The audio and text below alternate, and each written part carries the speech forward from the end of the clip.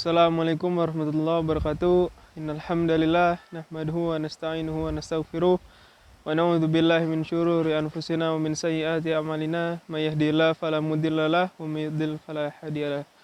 Asyhadu an la ilaha illallah wahdahu la syarikalah wa asyhadu anna Muhammadan abduhu wa rasuluh la nabiyya wa la rasula ba'da. Di kesempatan kali ini insyaallah saya akan menceritakan kisah singkat yang berjudul tentang tamu mulia bagi Imam Ahmad. Pada suatu malam, Imam Syafi'i diundang oleh Imam Ahmad ke kediaman beliau sebagai tamu. Sesampainya Imam Syafi'i di kediaman Imam Ahmad, kemudian Imam Ahmad dan keluarganya pun menghidangkan jamuan makan malam kepada Imam Syafi'i. Kemudian Imam Syafi'i menyantap jamuan yang berada di wadah tersebut hingga habis. Kemudian setelah Imam Syafi'i menyantap jamuan tersebut, masing-masing imam itu pun berpisah untuk masing-masing tidur. Akan tetapi pada malam itu Imam Syafi'i tidaklah tidur, melainkan ia merenungkan sebuah hadis. Ia terus-menerus merenungkan sebuah hadis hingga setidaknya ia mengambil 1000 faidah dari hadis tersebut. Ia terus-menerus merenungkan hadis tersebut hingga terdengarlah azan kumandang azan waktunya masuk azan subuh. Kemudian setelah mendengar azan tersebut, Imam Syafi'i pun langsung berdiri dari tidurnya dan langsung melaksanakan sholat subuh tanpa berwudu kembali.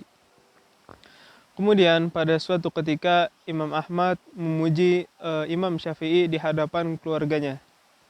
Akan tetapi balasan keluarga Imam Ahmad malah menjawab, "Wahai Imam Ahmad, mengapa engkau memuji beliau? Padahal ia makan, kemudian ia minum, kemudian ia tertidur, dan ia tidak melaksanakan qiyamul lail, dan ia langsung sholat subuh tanpa berwudu kembali." Begitulah jawaban dari keluarga Imam Ahmad. Mendengar jawaban itu, Imam Ahmad pun langsung menghampiri Imam Syafi'i dan menanyakan hal tersebut kepada beliau. Imam Syafi'i pun menjawab, "Adapun aku memakan makanan yang berada di wadah tersebut hingga habis adalah karena aku tidak menemukan makanan yang lebih baik, halal, dan jauh dari syubhat, melainkan makanan yang kau berikan kepadaku, wahai Imam Ahmad, dan aku ingin memenuhi perutku dengan makanan baik tersebut.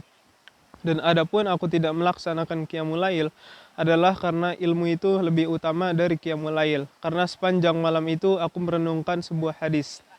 Dan adapun aku sholat subuh tanpa berwudu kembali adalah karena dari waktu Isya sampai waktu subuh aku tetap terjaga karena merenungkan sebuah hadis dan aku tidak tertidur sedikit pun." Itulah jawaban dari Imam Syafi'i.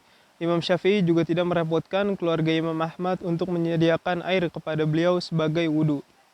Kisah ini disadur dari kitab Al-Ilmi karya Asy-Syaikh rahimahullah Ibnu Utsaimin.